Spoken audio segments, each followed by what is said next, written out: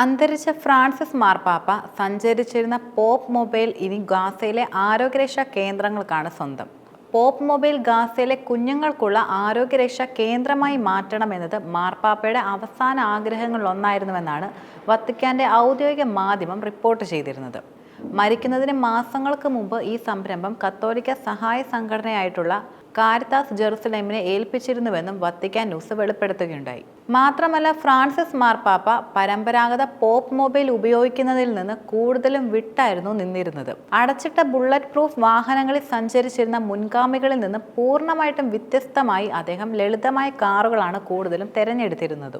ജനക്കൂട്ടത്തിനിടയിൽ കാൽനടയായി പോകാനും അതുപോലെ വത്തിക്കാനിൽ ചെറിയ വാഹനങ്ങൾ ഉപയോഗിച്ച് ചുറ്റി നടക്കാനും അദ്ദേഹം കൂടുതൽ ഇഷ്ടപ്പെടുകയായിരുന്നു. ശരിക്കും പുനർനിർമ്മിക്കുന്ന പോപ്പ് മൊബൈലിൽ രോഗനിർണയം, പരിശോധന, ചികിത്സ എന്നിവയ്ക്കുള്ള സൗകര്യങ്ങൾ വളരെയധികം ഉണ്ടായിരിക്കും. ഒപ്പം അണുബാധ കണ്ടെത്താനുള്ള ദ്രുത പരിശോധനകൾ, രോഗനിർണയ ഉപകരണങ്ങൾ, അതുപോലെ വാക്സിനുകൾ, തുന്നൽ കിറ്റുകൾ, മറ്റ് ജീവൻ രക്ഷാ ഉപകരണങ്ങൾ എന്നിവയും ഇതിൽ കാര്യമായി ഉൾപ്പെടുന്നുണ്ട്.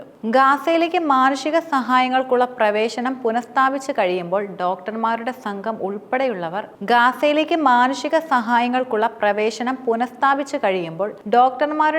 ഉൾപ്പെടെയുള്ളവർ ക്ലിനിക് ഗാസയിലെ കുഞ്ഞുങ്ങളിലേക്ക് എത്തുന്നതായിരിക്കും. മറ്റൊരു കാര്യം, ഇത് വെറും വാഹനമല്ല. ഗാസയിലെ കുട്ടികളെക്കുറിച്ച് ലോകം മറന്നിട്ടില്ലെന്ന സന്ദേശം കൂടിയാണ് കാരിത്താസ് സ്വീഡന്റെ സെക്രട്ടറി ജനറൽ പീറ്റർ ബ്രൂൺ വെളിപ്പെടുത്തുന്നത്. മാത്രമല്ല, ആശുപത്രികൾ ഒന്നാകെ തകർക്കപ്പെടുകയും മരുന്നോ സർജിക്കൽ ഉപകരണങ്ങളോ ഇസ്രയേൽ ഗാസയിലേക്ക് കടത്തിവിടാതിരിക്കുകയും ചെയ്യുന്ന സാഹചര്യത്തിന്റെ അടിസ്ഥാനത്തിൽ കൂടി പോപ്പ് മൊബൈലിന് വളരെയധികം പ്രസക്തിയാണ് കൂടുതലും നിലനിൽക്കുന്നത്. കൂടാതെ മാർപ്പാപ്പ പൊതുജനങ്ങളെ കൂടുതൽ അഭിവാദ്യം ചെയ്യുമ്പോൾ അദ്ദേഹത്തെ കൊണ്ടുപോകുവാൻ ഉപയോഗിക്കുന്ന മോട്ടോർ വാഹനം കൂടിയാണ് പോപ്പ് മൊബൈൽ എന്നത്.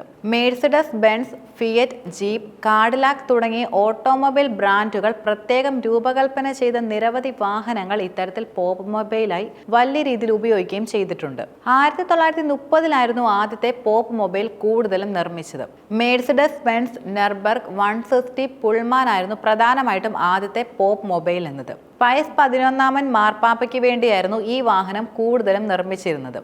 1965 ന്യൂയോർക്ക് സിറ്റിയിലേക്കുള്ള ഒരു പാസ്റ്ററൽ സന്ദർശന വേളയിൽ പോൾ 6 മാർപ്പാപ്പ ഉപയോഗിച്ചിരുന്ന വാഹനത്തെ പരാമർശിക്കുന്നതിനായി ഇംഗ്ലീഷ് മാധ്യമങ്ങളിലായിരുന്നു പോപ്പ് മൊബൈൽ എന്ന പദം ആദ്യമായിട്ട് കൂടുതലും ഉപയോഗിച്ചിരുന്നത്.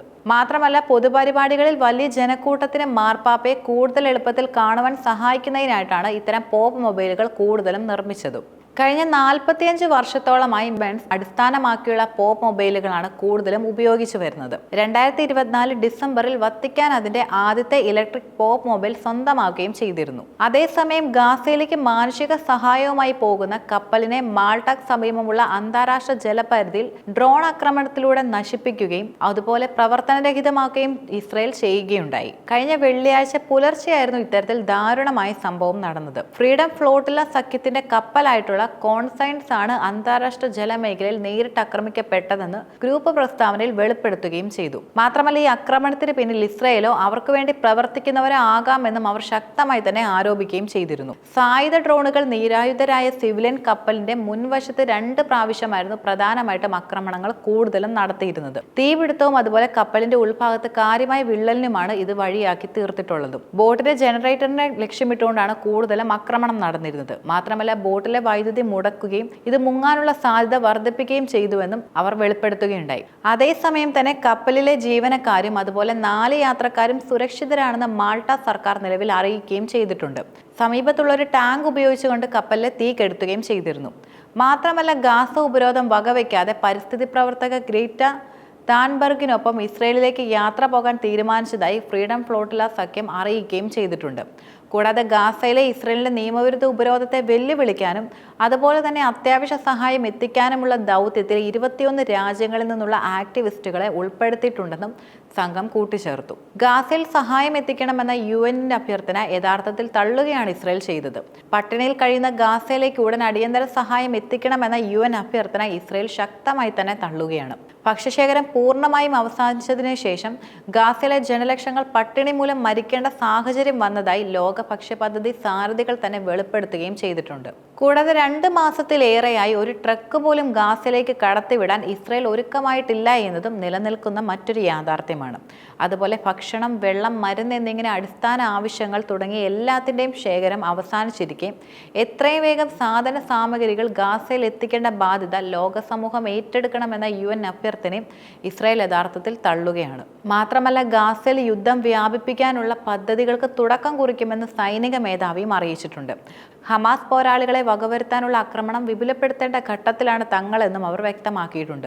കൂടാതെ ഗാസയിലെ കുട്ടികളെ കൊന്നതിന് ഇസ്രായേൽ നൽകിയ ശിക്ഷയാണ് ജെറുസലേമിലെ കാട്ടുതീ എന്ന തരത്തിലും കൂടുതൽ വാർത്തകൾ പുറത്തു വന്നിരുന്നു. അതുപോലെ നേരത്തെ അമേരിക്കയിലുണ്ടായ കാട്ടുതീയിലും ഇത്തരത്തിലുള്ള വാർത്തകളായിരുന്നു കൂടുതലും പുറത്തു വന്നിരുന്നത്. അമേരിക്ക ചെയ്ത കൊടും ക്രൂരതയ്ക്കുള്ള ശിക്ഷകളാണ് ഇത്തരത്തിലുണ്ടാകുന്ന അപകടങ്ങൾ എന്നായിരുന്നു കൂടുതലും സോഷ്യൽ മീഡിയകൾ പുറത്തുവിട്ട വാർത്തകൾ എന്നത്.